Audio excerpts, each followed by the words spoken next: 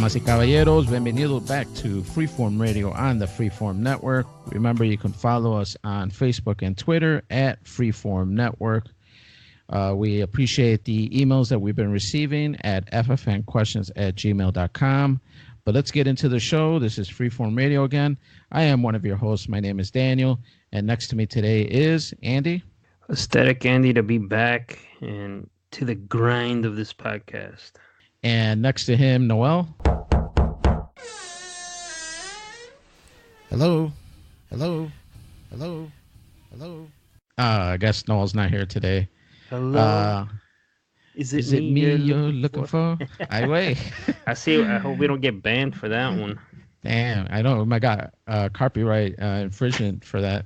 I think it was just short enough, or we'll get it clear. Because I know it sounded kind of like Lionel Richie to me, at least. Real quick, that you seen that Lionel Richie for the Flaming Hot Doritos? Isn't that creepy? What? Is that a commercial or?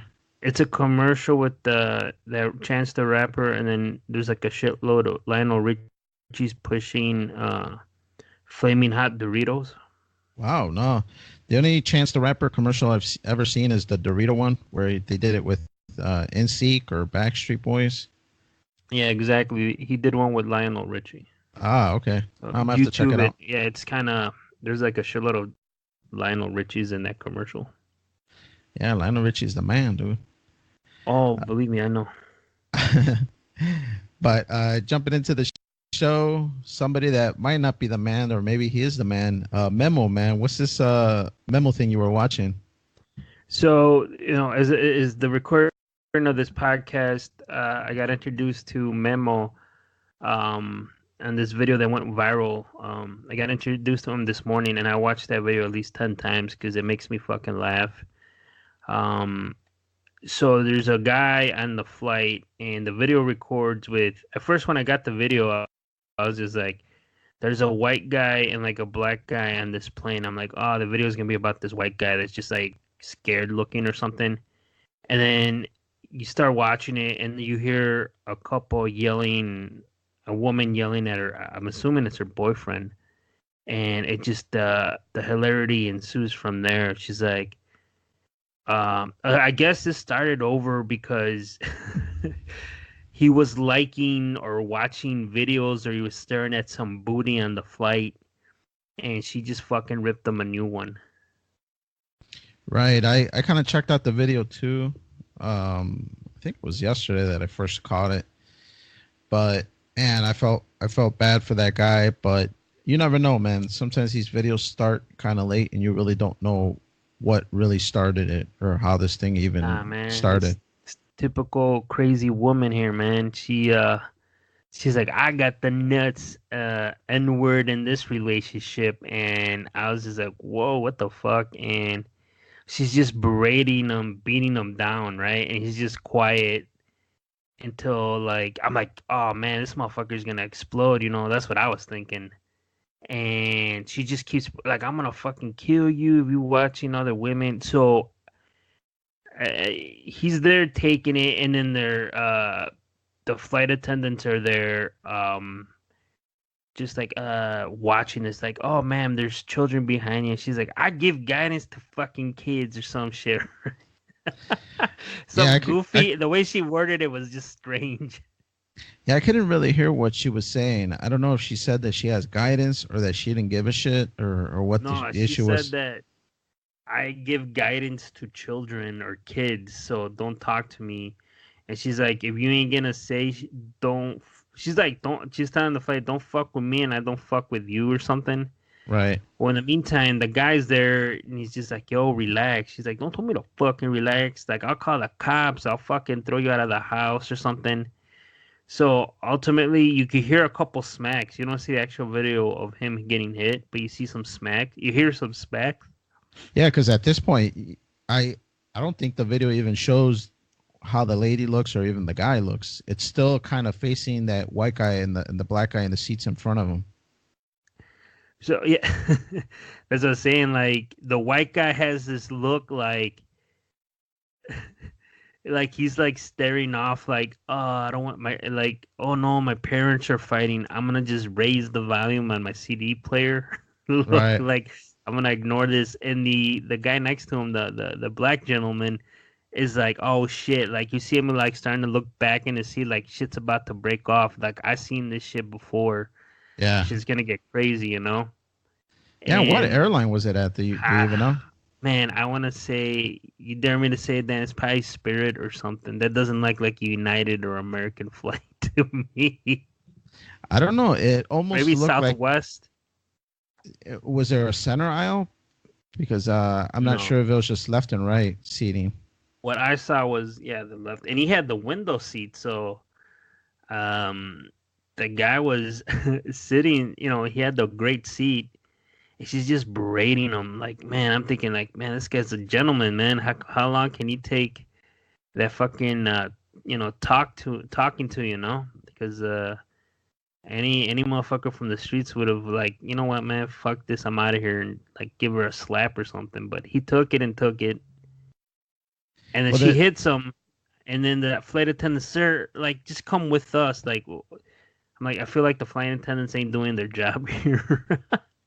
well, I didn't even get the impression if the flight was in the air, if they were still like docked in the I think they terminal. were docked because they walked out of the airplane. Right. Yeah. Towards the end of the movie or the video, they show them walking towards the front. So I'm only assuming that they left the the aircraft or whatever. And the whole time she's taunting him, you know, like what the fuck you gonna do? And then they're like, get up. And he gets up and she's like, oh, you're gonna get the fuck up? Like bitch, like stay here next to me. And he's like, this is after he hits him. Like, man, you assaulted me, man. I'm getting the fuck out of here. And she's like, oh, like you fucking leaving me? Like you punking me here? And as he gets up, he kind of like pushes her down, I guess. And then he walks away. She's hitting him. And then that's when you see the big swing with the fucking laptop, and you just hear something get hit. Now I read reports or some tweets saying that she didn't hit the guy; she hit the flight attendant. Did you hear that? Well, yeah, because the video kind of like dodges to one side. These people that are recording and posting in social media, you really got to work on your recording skills. But Yeah, it was this pretty one, brutal. Yeah, yeah, the camera like takes a quick dart to the right and then comes back while the swing was happening. And then the next thing you see is the flight attendant kind of holding her head. So I assumed that she had hit the flight attendant. with the evidence present, it looks like the flight attendant took the brunt of that fucking laptop. To me, I think she's the one that got popped, and then she runs down and starts elbowing him in the head. And then, ma'am, they're like, you're going to get arrested. She's like, I don't give a fuck. Like, do what you got to do. She's like, I got to get my purse. So she pushes him. And then she's yelling some shit. Then she goes, fuck you, Memo. They're like, oh, man, that motherfucker Mexican. And then I was trying to analyze the video here in my spare time. And I don't think that woman was Hispanic, man. I think it was a white woman. I don't know if they had something to play with this, but and then the video it ends, and I'm just like, man, I really went deep into this fucking video, man. Like, it's up there with the Disneyland video with that family, and so with I'm just like, it had me intrigued all fucking day. It was fucking hilarious, especially when she's like, "Fuck you, Memo." And that shit just had me rolling throughout the fucking day. Right. I'm sure more information is going to come out in the next coming days. Just because this is a fresh new video. Like I mentioned, I just barely saw it yesterday, I think it was, or maybe early in the morning today. So it's just something fresh, and I don't think it's really hit the rounds. And I'm sure somebody's going to be pressing charges at her, especially if she hit the flight attendant. You could expect some kind of charges to be I coming. think if she was arrested, something would have came out already. So, and I just kept thinking, like, damn, Memo, like, what the hell did you like, or what Instagram model did you like that made your woman snap? Right. Yeah. I'm sure more information is going to come out, whether the guy had cheated on her before or there was some other issues going on in the relationship, and that finally just broke the straw. I wonder if they were going on vacation or they were going somewhere or they were just coming back and maybe something happened on their vacation trip. So there's a lot of what ifs. I wonder what's going to come out once the story develops a little more. Yeah, I want to see what like he liked, what picture he liked that made her snap, man. To me, that's what's been pressing on my mind all day. Like, man, that's what snapped your woman out. That's what made her snap. So I was just like, fuck, man, Pinchy Memo, there had to be an awesome booty or something, man. Like he's like, I don't give a fuck, cause he told her. She's like, you gonna tell me you looking at women? She said that early on, so he was just like, man, I'm gonna be honest, Dave here, and just tell it, man, baby, I'm looking at booty, and then that she just fucking snapped.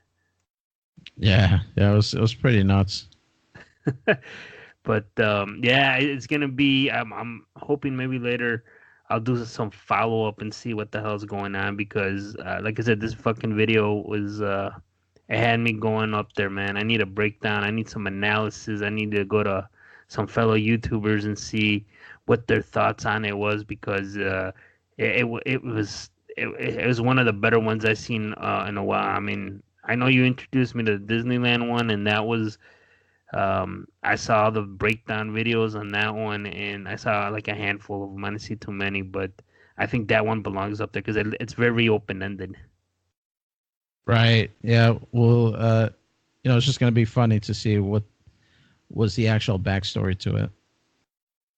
Man, I hope Memo's all right, man. I hope somebody finds his Twitter or some shit and puts it up and see what the fuck is going on because that I don't want that to remain an unsolved mystery for me because as I don't know as you know on Amazon Prime they have the whole uh seasons of Unsolved Mysteries from like the late 80s up to the 90s. That was like my 90s staple show. And I believe they have some seasons on YouTube for free. So everybody should check that out. I don't know. I mean, I fucking loved Unsolved Mysteries as a kid. And right now, there's 12 seasons. And I fucking binged watched. I'm like halfway through like season 6 right now. I think I cranked all that shit out like in 3 months. And that fucking show, it gets me pissed now that I'm rewatching it because I really don't remember. I mean, I don't remember any of them. So as I'm rewatching them, when I first started watching them, there's like after each case or whatever they present, there's an update tells you what happened. Like, oh, this person got caught, or this person met their long lost mother, or because my shit has been like 25, whatever, 25 fucking years, 30 years almost. And when they don't have it, I'm like, damn, that shit's still unsolved, you know? Yeah, because unsolved mysteries, unlike like maybe some of the FBI files or some of the other TV shows, it's actually just a bunch of stuff. It's not just murders, right? Yeah, it's paranormal, cryptology, unsolved deaths, unsolved crimes, long lost loves, family members. I mean, granted, remember this show was before the internet. I don't know if you fucking millennials like. I know they brought it back for a while on certain networks on cable to do with Dennis Farina, and I think they were just rehashing some of the older shows. And so with Robert Stack, the OG that he was, I'm like watching it with his little fucking French coat that he has and shit, and he does an amazing job. So to this day, I watch it and I'm just like, I'll fucking watch a full hour of it like nothing. I mean, I could watch 4 hours of that shit. I usually watch them on Saturday mornings. I wake up, I got some time on myself, like let me pop this bitch in and get it going because I know maybe 10 years ago they released some DVDs, which was I get some copies of, but I never really watched them. And they broke them up into sets like psychics, UFOs, unsolved crime, and there's just still a lot of unsolved things left in the some of the segments that they have. They're still unsolved to this day, and I'm like, well, that's never gonna get solved. Right. Yeah. I mean, I wasn't a huge fan of Unsolved Mysteries, but I did like them. I do care for those FBI Chronicles and Forensic Files and all those other TV shows. I like watching those. Alana doesn't like watching them too much because the majority of them, if not all, are about murders and people uh, getting their demise and you know solving with forensic evidence, figuring out who was the person who killed so and so or whatever. So she doesn't really care too much for others. She'll watch like maybe one or two episodes with me. But yeah, there was a while I was hooked and I was watching them like religiously every day. I was watching like two or three cases. The Unsolved Mysteries, how long are the episodes? Or because I know that in one episode there could be like three cases. Yeah, so it's an episodic. Well, not episodic. I'm sorry. Each show is 1 hour, and then some of them, Robert Stack's like, next week for Halloween we're gonna have a 2 hour episode, and I'm like, oh man, like I forgot about that. They do every once in a while they do some specials, and they last 2 hours. That's how popular the show was when it came out, and like I said, it's to me as a kid, it intrigued me. And like I said, they released some DVDs. Right now, they don't make them; they're out of print, so they're highly collectible and they're expensive because it did have kind of I don't want to say a cult like feeling to it, but it was very popular at the time. Right. It does got a cool theme song. I mean, the host or announcer, he's really like old school. He kind of looks like a detective.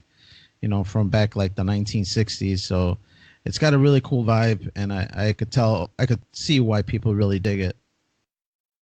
Nah, dude, it's fucking amazing, and I mean, it got me so intrigued. I googled it. They have a website with they provide. It's even more updated on some of the cases. I believe you could search it, and they have like a bulletin where like, oh, this is an update on this and this segments that they were aired within the show. And there a couple months ago, I guess the shows or whatever how they have it, how the digital platform that they have it, it does enough where I read that Netflix, I don't know if they said Netflix or Amazon. I want to say Netflix is going to put up the money to bring the show back. So it's gonna be interesting to see how they're gonna do it. I hope they don't focus just on like crime because that's kind of popular. I want them to be like old school and focus on everything like cryptology, UFOs, unsolved crime, or like long lost people. I mean, I guess you can kind of find out people because thanks to social media. But I hope they delve into all those aspects, all those subjects, or hope they don't go like docu series where they're just gonna focus on like one unsolved thing and try to do like a 5 part episode thing. I'm like, I don't want it to do that. Right. No, I did watch a few episodes of the show, and like you said, it's on Amazon, and I do have Amazon Prime, so I've watched a few episodes just here and there, but I don't think Alana cares for Unsolved Mysteries either. But it does have a unique flavor just because, like you said, it's a mix of a bunch of stuff. And then, it's been a while since I've seen it, but it is like I remember, right? It's like three cases in one Yeah, it's episode. three to four cases, and then they have updates scattered without. And man, there's some episodes like, man, the one I saw a couple weekends ago, there was like this unsolved murder in Tennessee, and this lady lent her car to her boyfriend. They found her murdered in her car. They thought it was the boyfriend, and they found out it was some guy that they just matched up the DNA. He was in prison for something else, and I guess he lived around there, and he like fucking raped her and put her in her car. He saw her coming out of her car, and he just like raped her and killed her. And that just got solved like 5 years ago. I was like, Wow. and that show was like from like 93 or something, 94. I was like, holy shit. Like, think about that. That's like how, I mean, I'm not saying the show is credited with solving it, but it remained unsolved for that long. Right, right. Yeah, no, some of them they do still remain unsolved, but like you mentioned, I have seen some of those like updates, and it is cool to see where they're at now. You know, it kind of reminds me of like the VH1 show with the bands, and they show like where are they now. And there's a lot of people that were famous back in the day, and you figure they're not really in the public eye anymore. What are they doing? So it's cool sometimes to see or get a catch up on some of these cases. Yeah, dude, there's like a couple vicious murders or like vicious crime, like bank robberies. Um, and they killed like two people, and they caught them after the show aired. And then they gave an update, and then like the guy did like he killed two people, and he did 10 years, and like I'm like, damn, that motherfucker's out of jail, man. Like think about it. This is like 93, 94. He got like 15 years. You do the math, like, damn, that guy's out, dude. It's 2019. And I'm just like, damn, I wonder what he's doing now, or if he's still alive. Were there any cases that you recall that were local here to us? Yeah, there was one in Chicago where so she wanted to this woman in the south side of Chicago, her stepfather, if I remember correctly, was a Chicago cop, and he was molesting her. And every time she would say something to authorities, her stepfather would be like, "Oh man, she's just a teenager. She crazy." And she's like, he'd be like, "I told you not to say nothing." Like, and she gave up hope. And then he set her up. He was gonna send her to like juvenile hall. And while they were driving her to juvenile hall, she's like, "I'm innocent. My stepfather." And one guy believed there was a Cook County sheriff, and he turned it over to somebody in like an internal affairs or something. And they did this investigation, and they found out her stepdad was corrupt, and he's done this to other kids. And he got arrested. She got out. She moved with family. She moved down to like Kentucky or something. And so this was like in the 60s. So think about it, when the show aired, it was 90, it was 30, like 20, like late 60s, early 70s. So like 20, 25 years passed. And they found the guy that helped her, and they reunited him. She cooked him like this meal and shit. It was kind of nice. And it wasn't too bad. And then there was another one with this by the cemetery off of Roosevelt, where this woman in the white dress walks by a cemetery asking dudes for rides. Have you heard about that one? What kind of payment is she offering? Well, I don't know, man. It's a ghost, so I think anything goes. She's non-judgmental. Oh, all right. So she died like in the 20s in this white dress. They're saying that she was in a car accident, and after that, there was even a dude said from Chicago said that he danced with her like 5 years after she was dead at some club in the city, and she went to look for her, and someone said, "Oh, you're talking about so and so," and her mom still lived in the neighborhood, so he went over there like, "My daughter's been dead for a long time. You're cruel or something," and he's just like, "Damn." Yeah, there's a lot of them. There was another one. They something with like Cicero, and this cop killed this alderman, and that went unsolved. Supposedly, the cop moved away. They're blaming this cop, and the murder went unsolved because he was like handling the case or something. There's a bunch of them. But to me, that was the precursor to murder porn. You ever heard of that, then? No, man, that You sounds never kind of heard of that?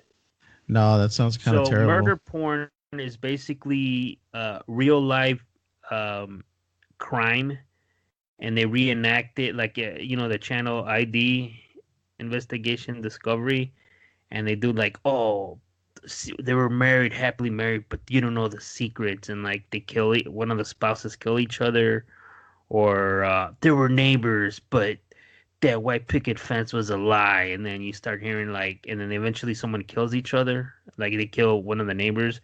So, and the term that's on the internet, it's called murder porn. And what's it And stand for?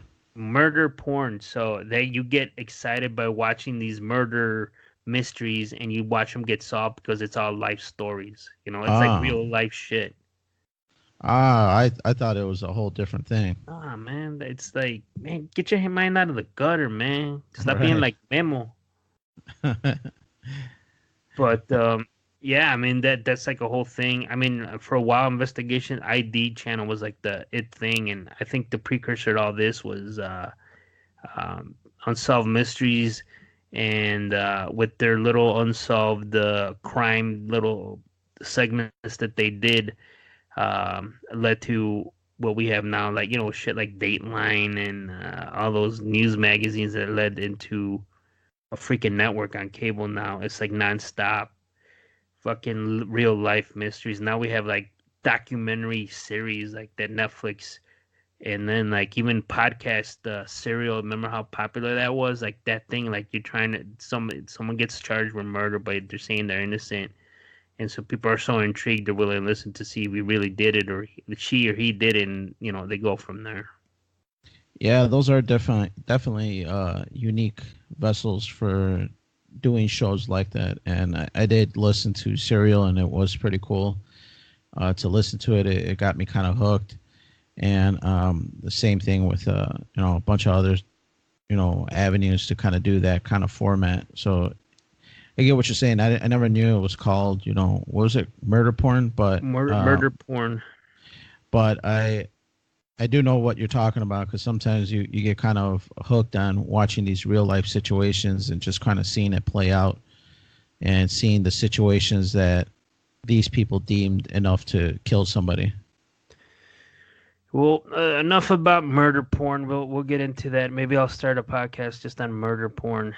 I think just the name alone will guarantee me a million visitors for every show. But so for speaking of murder porn, we're gonna delve into something that's completely not murder porn. Danny, we were talking a little bit. You went to see the latest Spider-Man movie. I haven't. I'm hoping the listeners will like some info, but not too much for, or try to keep it as spoiler free as you can, or you're just going to go guns blazing, just let it all out. No, no, I do believe in the time frame or the grace period to not have any kind of spoilers, so I won't go too heavy into it. Other than to say, I really liked the first one, Spider-Man: Homecoming, Homecoming. and so I was really excited to see the second one, and so was Junior. That when it came out, we went to see it opening weekend, and I gotta say, man, it was worth the wait. It was a good movie. I would have to say probably not as good as Homecoming. I cared for Homecoming a little bit more. Um, Really? yeah, but Far From Even Home was after, still I'm good. sorry, the effects of Endgame, how they go into it, it's still not as good as the first one?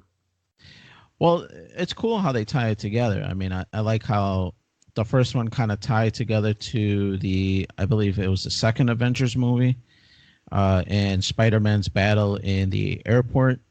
And this one, kind of ties to Endgame, the last Avengers movie. So it's cool how it ties the universes together. So that was a cool pop, to kind of watch that and watch how they call them, because the the kids that reappear or the people that reappear, I forgot what the term is. I think it was blinkers or they've been no Oh, blimped. they got a name, huh? Yeah, they give it like a term, like people who came back from the dead or from the snap. They Mm-hmm. call them like the blimpers or blinkies or I forgot what they call it now, but it's something like that. They give it a term, and so it's something cool that they just keep referencing back and forth in the movie. Like, yeah, you're a blimper or whatever. So they kind of create this sub society where these guys are different, and so they see them in a different light. So it's kind of weird how the movie explores that, and I'm sure all future, Marvel, whatever, what's this next season called, or this next wave Phase called? 4, Phase right? 4 or Yeah. 6 or whatever it is. I'm sure other movies are gonna reference this, but back to Far From Home, man. It was good. Don't get me wrong. I'm not crapping on it. It was definitely a good movie. I enjoyed it. The special effects were cool. The Mysterio was cool. I liked the actor a lot. I think he played it very well. The Prince of character. Persia, Yeah, I forget his name now. J- J- Gyllenhaal. Gyllenhaal. There you go. So I think he played it very cool. There's a couple like secret things that I didn't even know was gonna happen, but usually when I know that I'm gonna watch a movie already, I try not to watch a lot of trailers and try not to watch a lot of info on it. So I really did go with no spoilers in my head to where when I did watch these few spots that kind of came out of nowhere, it did surprise me and I did get a pop out of me. I'm just right off the bat. I have to know. No Stan Lee cameo, right? No, I think they said that this is the first one that there was no Stanley. If I recall correctly, there was like like a wording, something Stanley said, like with great power come great responsibility, some kind of writing that he did, and it played at the start of the movie. It's like a screenshot of something Stanley said that was really prophetic. Is that the Yeah. word? Yeah. Hmm. And that was about it. So, but he wasn't himself in CG or anything. He wasn't really in the movie at all, or at least I don't recall seeing him. And from the little bit that I've searched online afterwards, kind of like sometimes you can go onto YouTube and see the ending explained kind of videos and stuff like that. They made no mention of Stanley, so I don't think I missed it. Yeah, I mean, it was on my to-do list to watch the movie, but I feel like it hasn't really.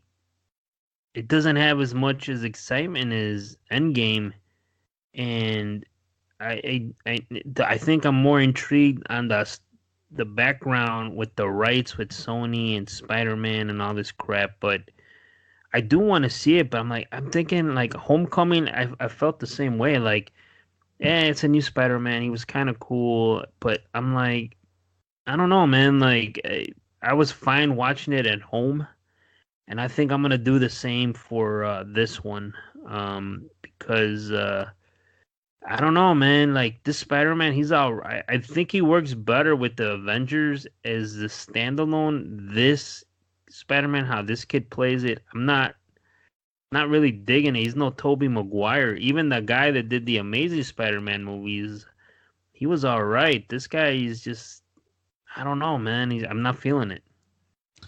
I mean, I like the character just because I collected Spider-Man, and I think I mentioned this before on another podcast, but I collected Spider-Man, and I always liked that teenager atmosphere, or that that aspect of Spider-Man where he's still a kid or a teenager and he's trying to juggle his life, his family, along with trying to be a superhero, trying to explore that. He's still young and still not really seasoned as far as what he should be doing. So I always thought that aspect of it was very cool.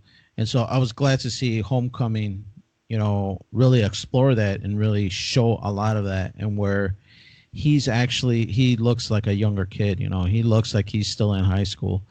And so it's it kind of continues on from that. He's still got that school dynamic, trying to juggle with MJ in this movie and trying to make everything work together. I gotta say, if the few parts that I didn't like, or at least one that I didn't really care for, was the Mary J character. Mary J, to me in the comic book, she was always like a sweetheart, like a really friendly person, beautiful woman, redheaded, and that was to me like the staples of that character. And in this movie, the girl is still good looking. This new chick, I forget her name now, but I don't really care for her attitude too much. I mean, to me, it's kind of like a turn off. That super strong woman with that attitude, to me that's not endearing or loving. To me it's like, all right, I hate you already, get away from me.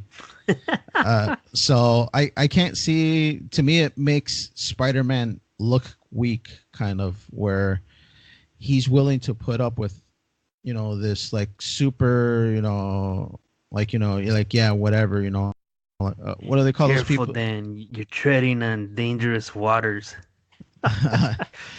Well, I mean, I'm sure she's the type for everybody. She sounds like the type of girl that was hitting Memo. Like that. Oh, So that's a turnoff to you? yeah, that to me, some dudes like that, and I'm sure Memo he probably loves that shit. But to me, nah, man, give me the sweetheart girl. Give me the girl that's gonna cook for me, take care of me, take care of the family. That's the kind of woman that I love, and just a good, kind-hearted woman. A woman that she's gonna respect you and show you love, and you give that back to in return to her. So it. She's not a terrible character by any means, but I just didn't really care for her too She's much. not the old damsel in distress. The where yeah, I mean I don't think we're gonna see that for a while. And yeah, all the females they don't want them just to make them super weak or not weak, but like they could get the job done just as much as the men want, just as much as the men can, And I think they're really pushing an image, which is fine. I mean that's the way things are now. But you're right. I mean, overall, does it do justice to that character? How since the '60s, 70s and '80s. I mean, she was no pushover or anything like that. But they're not gonna make her like completely like relevant, or irrelevant, because I mean they just wanted her to like I don't have to wait on nobody. I could get this done myself. Right, and that's fine. I mean, even the old Mary J, she was, strong-willed as well. Yeah. But I felt like she had like a softer side, like a really loving and caring side, like where she was really concerned with the world and was, like maybe like a tree hugger, kind of like trying to make better of the whole world kind of thing. And where this girl, she's got like the opposite attitude, like, yeah, whatever, whatever happens, that's fine. Yeah, whatever, I don't care about that, you know, it's just different. And You're not feeling it. that was just one of the probably the negative marks. But I guess getting back to Far From Home, I did like it. I thought it was a good movie. In a 1 to 10 scale, it'd probably be a 7 or something around that neighborhood, 8 maybe. Man, that's high. Is it better than Captain Marvel? I've never seen Captain Marvel, so I'm not really sure how to compare it to that. But to me, Homecoming was, more like a 8 or a 9, and where this one kind of drops down a number in how good it is. But it is still very good. I still recommend it for fans of the Marvel universe and Spider-Man fans. I think it's very cool, and it's something that everybody should go out and check out. But just something else that I've been kind of doing in my spare time is I've been playing Resident Evil 2, the remake. They didn't remaster it. Most of these newer games that come out that are older games are remasters where all they do is upres it. This is an actual remake where they redid the entire game from the ground up. Now they use a lot of the stuff or a lot of the story beats from Resident Evil 2, the original, but it is completely redone, and they did change some of the story arc components to make it more of a linear game. But after playing it and beating it over the weekend, I really dug it. I thought it was a very well done game that has some open world aspects, but for the most part is linear, and it really shows you that they could still do survivor horror, especially after a lot of people are kind of shitting on parts 5 and 6 when those came out a few years ago. Now, I'm assuming it's a digital release and it's all across like Xbox and PlayStation and like Steam or something, or is it just particular to it's because when you tell me Resident Evil, I instantly just think of PlayStation 1. Right. Yeah. When PlayStation first came out, the first original OG PlayStation, I still remember seeing Resident Evil 1 for the first time. I think it was one of Saul's friends that brought it over to the house, and he's just like, dude, you got to play this. And I remember hooking it up and playing it for the first time, and it just blew my mind. It was like something that I've never seen before. I had always been a Nintendo kid, so I was playing all the Mario games, and there was nothing really mature like that. And when I first played it, I was just like, "Wow, this is really something different." So yeah, I guess to answer your question, it is a multi-platform, so it's across all platforms. I bought the game disc, but it is available in digital as well. I'm sorry. It was released on an actual media on PlayStation 4, like a hard disk. Yeah, yeah, they printed it on hard disk. It is available in digital, but it is multi-platform, so it is across all I platforms. find that interesting. And you said it wasn't remastered or anything. They just dropped it out. Like, here you go, guys. Here's $20. Give us $20. No, no, it was a remake, not a remaster. Oh, for the new. Okay, okay. Now I understand. I'm like, oh, I thought it was just like on those digital, like oh, DuckTales remastered. This is remastered. They just dumped it on there. They're hoping to get like $20 out of people. No, no, this is a remake, but it was cool. Good game. Something that if you're looking for a linear experience with some kind of old school aspects, and especially if you played part two, you see a bunch of the hits and beats that Resident Evil 2, the original, had, and it was very cool to play and check out. So, real quick, how long did it take you to beat it? I played it for a couple hours here and there, mostly on the weekends. It took me about maybe like 3 weeks to beat it. It's not a super long game. Its replay value is that you play as one character, and then if you play the second go around, you get to play as the second character that's in the game and see the game through their aspect. So the first time I played it through as a Leon, he's a guy police officer that it was supposedly like his first day on the job. So I played it originally through him first, and then the second playthrough is I think her name is Claire, and it's the sister of one of the characters from part one. So you get to play the second time around, playing the game through her. So it's a real cool game, man. I recommend it for anybody out there who likes Resident Evil. It was definitely one of the better remakes because, like you mentioned, they could just remaster it and just upres it and spit it out. But no, they put some time and effort into it for sure. I didn't know they remade it. Yeah, I remember a couple of the older. There was some controversy with some releases, but I don't recall if it was for this PlayStation or the older one. But I know there was some Resident Evil controversy a couple years ago, like more than a couple years ago. But yeah, really dug it. Go check it out if anybody's interested in that.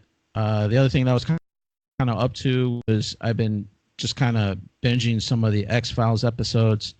I know I mentioned it a few episodes ago that I started watching it again.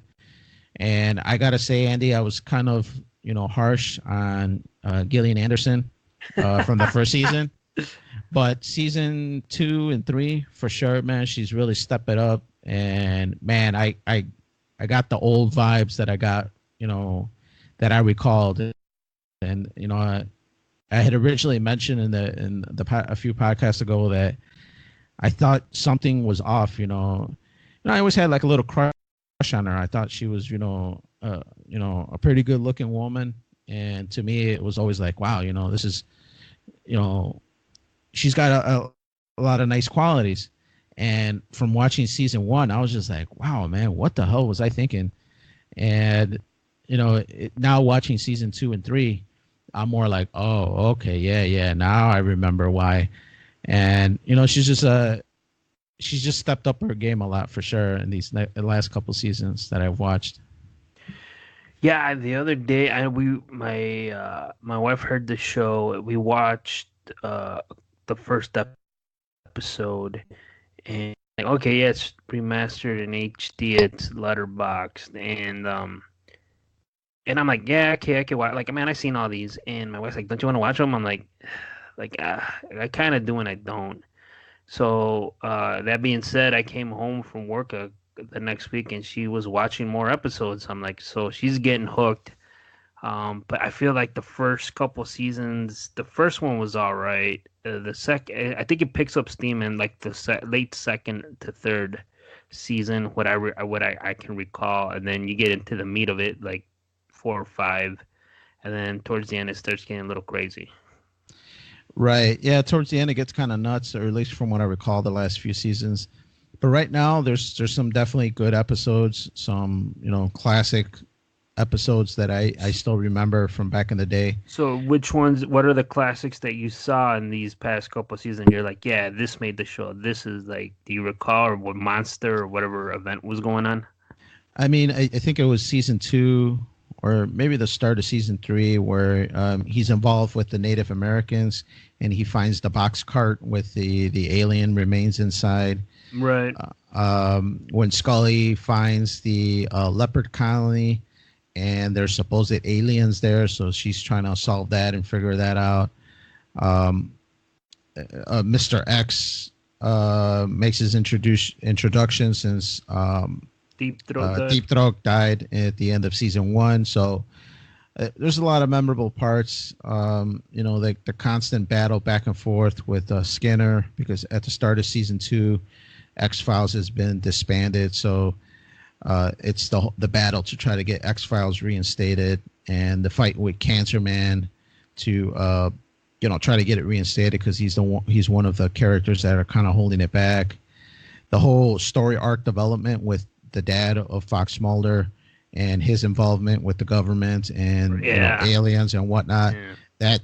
That's developed in season 2. So a lot of good stuff, man. I gotta say, season 3 right now it's good. It's still good, but it's got more of those like filler episodes where it's maybe not the best, but you could tell that they're trying to give like Scully some more Scully episodes where it's more involved with her without Mulder, and some of those to me were not very well put together and kind of shoehorned in there.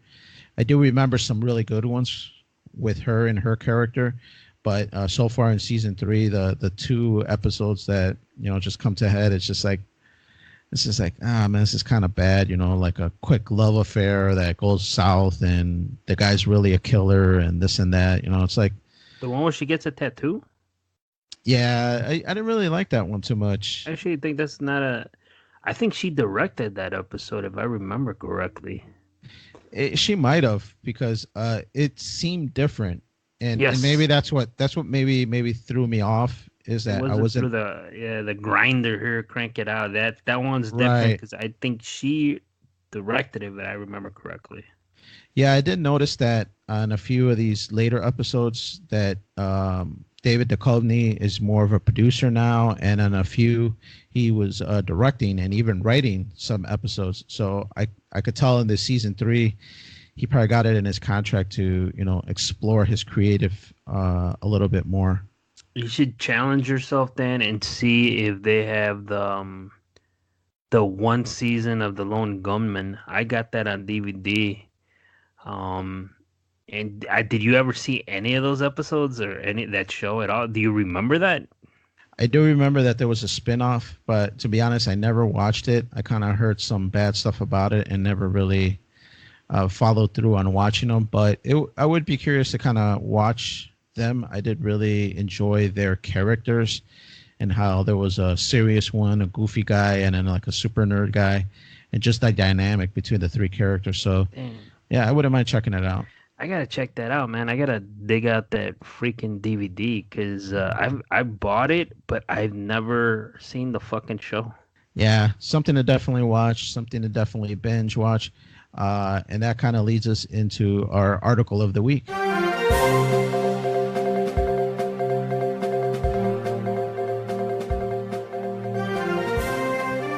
So, Andy, today our article for today's episode is how binge watching is hazardous to your health. Dun dun dun dun. Insert scary music. Yeah. Yeah, this article from the Washington Post. So it's credible, Andy. It's Jeff Bezos. It makes mention of binge watching and how it's hazardous, and how streaming television episodes in one sitting can be hazardous to your health.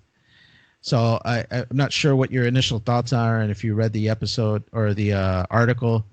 What are some quick thoughts on it, Andy?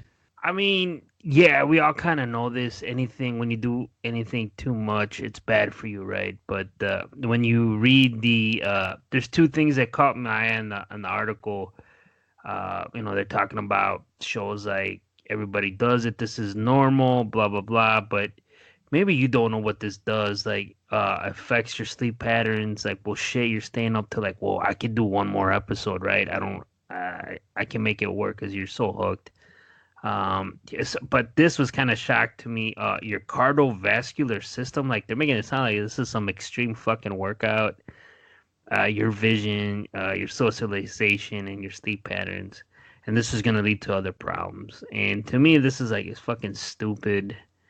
But it's just dumb. And then the thing for afterwards, like, oh, what you could do when you do binge watch to prevent some of this, stretch. Fucking take a break. Like, are you serious, man? Like, I think Americans, we know how to watch TV. Thank you very much. Yeah, to me, one of the early points that it makes mention of is that by binge watching TV shows, you have less time for exercising and doing healthy activities. And I'm just like, well, that's with any kind of super habit. When you have a gaming habit that you game a lot, well, that's not binge watching, but that's still hazardous for your health if you're staying up until 2 in the morning gaming and then you're waking up at 7 o'clock to go to work. So, it's not just binge watching, it's anything that you do for an extensive amount of time, especially when it is just sitting and you're not really doing anything strenuous. Yeah, anything is bad for your health. It's just common sense, Danny. Come on, man. How many times we talk about it? I mean, one thing I think Netflix does help you with is Netflix and chill. So I mean, you're gonna get some strenuous activity there if you play your cards right there, gentlemen. But it just, I mean, I get it. Like, if anything, right, Danny, if you fucking sit home all day, you eat pizza, you eat crap, and you're just watching shit not moving. Everybody knows that's not good for you. Like, you gotta be like under a rock if you don't know that. Right. I mean, it does make some good points. I don't want to shit on the article like it's total BS. It does make some good points, like you just said. Sitting for a prolonged time on your couch, it's gonna lean you more towards eating junk food. Snacking on potato chips. Eating pizza and quick stuff because you don't want to spend time like, should I watch another episode of Game of Thrones or should I go cook dinner? Or no, screw it, just order a pizza and we'll just eat, a pizza. So it does lead to stuff like that. I gotta say, sometimes me and my wife get into TV shows and we really like want to watch the next one, or at least her. I mean, even me, I kind of play it off like I don't, but she really gets hooked. We're like, yeah, it's another one, and then another one, and another one, and it has not become an issue as of yet with us because we both do get up early for work. So, come 8 o'clock, 9 o'clock, it's like, all right, that's enough. It's time to relax and just wind down because it's time to go to bed soon. Well, exactly, man. You are your listeners, send us what your binge watching tips to stay healthy, at ffnquestions@gmail.com. But I mean, they quote some doctors here, like, he goes, the problem is when you do it too much, he says, take a break, take regular stretch breaks, move around every 30 minutes is best, or watch while standing a part of it. Or watch while standing for a part of it. And he goes, take a break in the middle. Don't be afraid to hit the pause button and do something else. Start laundry, bake, walk the dog, and go for that bathroom break. And then when you're done binging, like, go for a fucking run, go walking. And then the quote says, balance is the key. Like, damn, Dan, after you watch like 6 hours of TV, you want to go for a jog, man? No, if anything, I'm probably ready to go to bed and go to sleep. But yeah, I mean, these doctors are right. The one that kind of scared me that I didn't really think about was blood clots in your legs, because it was like 5 years ago that you were seeing all these, you know, no, it was more than 5 years ago. It was during the Kuwait War or the Iraq War, when they were sending news anchors over to kind of show the part of the war from over there. And a few of them were dying because they were going on these long drives that would take a long time to get from one side of the desert to the other. And these guys were dying of blood clots. And I don't know if it's because they were unhealthy people and they weren't as, physically fit as maybe some of the soldiers. So they were dying of blood clots. And I thought it was something weird. And I had never thought about that. And the article does bring up stuff like that. That being said, Danny, what show are you ready to die for when you binge watch, man? Is there a show you're like, I don't give a fuck, I gotta watch it all in one shot? I mean, there's a couple shows that me and Alana are watching right now. I was going to save them for future topics, but right now we're watching Justified, and we're also watching Yellowstone. So, it's always something where, if we got a few minutes, I glance over Alana's surfing, Pinterest or whatever she's doing. And, I'm done doing what I'm doing and I'm ready to just kind of wind down the day. We'll fire it up and watch a few episodes. But yeah, man, there's nothing that I would say is worth dying for, but there's definitely some good TV shows going on right now. For Dan, freedom, Americas. Oh, are you one of those America guys that are going to Area 51, Andy? Yeah, man. Thank you for bringing that up. Yeah, man. I'm ready to. I already put that on the Facebook page that I'm going. I don't know how I'm gonna get there, but I was trying to get a hotel, but they're booked solid. So I hope all our freeform radio listeners go and join us to get some of them to see them aliens. Right, man. We need to get a correspondent out there so they can bring in live updates. I mean, absolutely, man. In the meantime, I think they should just go over there and binge watch some of these to see if they could survive. If they could survive binge watching, I think they could survive the government coming after them, because it's pretty ridiculous. But I mean, I think I tagged you on that video of the guy who started all this, and like, yeah, this is the type of guy that would start this bullshit. Some guy that I think was living in his mom's basement or something. Right. It's funny to see how many people have signed up. Now, like you mentioned, you signed up, but let's be honest, Andy, you're not going to really go. So how many other people? If I find a sponsor, maybe. How many other people are like that who signed up? And so these 3 million people that are signed up that supposedly they're going to go, how many actually show up? And are they going to really run to Area 51 and try to, jump over the fence or whatever? Man, I just hope. I think there's there's some serious people that are going to try to attempt it. I think the other people are just going to say they were there. There's going to be people trying to sell shit. It's like some social thing. But I have a feeling like a handful of there's going to be a shitload of people. I think there's going to be like 20,000 people rolling up in there. And I think like maybe 5,000 or less are going to be like, let's really do this. And it's going to be hard to see what happens to those people, because it's gonna happen, man. Right. I mean, it's definitely gonna be cool to watch on TV. I think it's happening in September or like the first couple of weeks of September. So it's on my calendar, man. It's gonna be funny to see what happens. I got a feeling that they're gonna bombard those guys with like those sonic waves to make everybody shit in their pants. And nobody's going to be in the mood to bum rush Area 51 at that point. Just again, I mean, and the funny thing is, not the funny thing is, the government, or I think particularly the Air Force, said like, "Yo, we're taking this shit seriously. Like, don't attempt to do anything because we're ready to do what we got to do." So I don't know if that's just like some vile threat to maybe like, oh man, trying to scare some people. But in general, I think they're ready. They're like, we're gonna fuck some shit up. That's what I'm getting from that. I get a feeling that the government's not gonna sit on their hands on this. That if you rush a government facility that's a training military base, you better believe that there's gonna be some action. Whether it's gonna be lethal or not, I don't know. I don't think they would take it that far, but you better bet that some people are gonna get the shit beat out of them.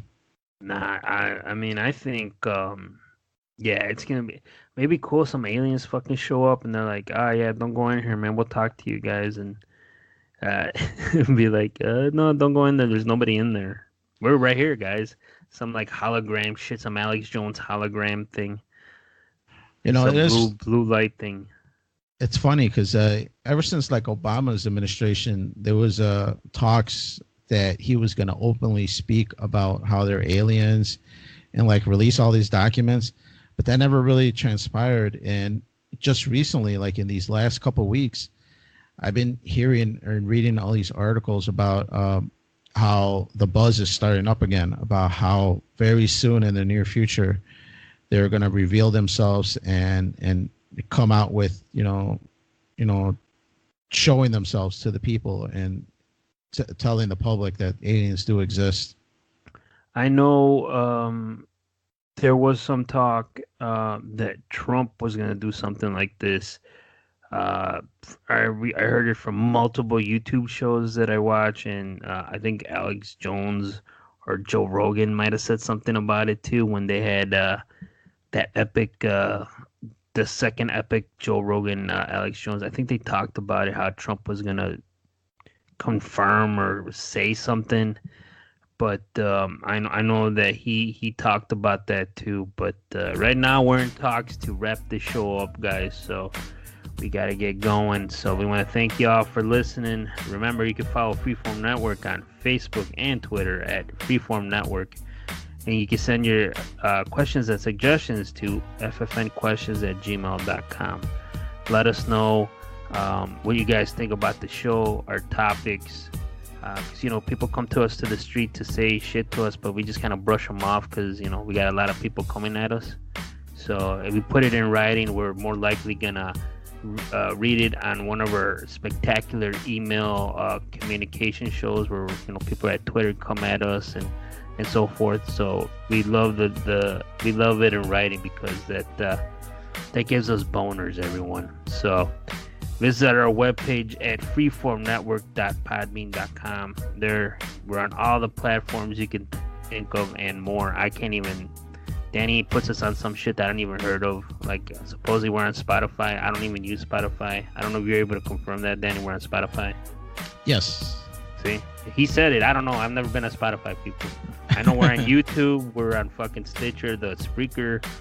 We're on everything, man. So hit us up on all those platforms.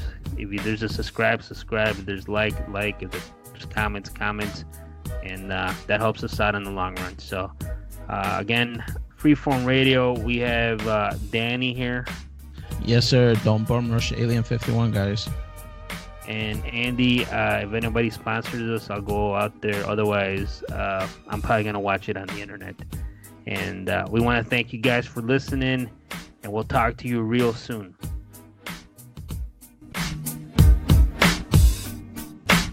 That was cool, Dad.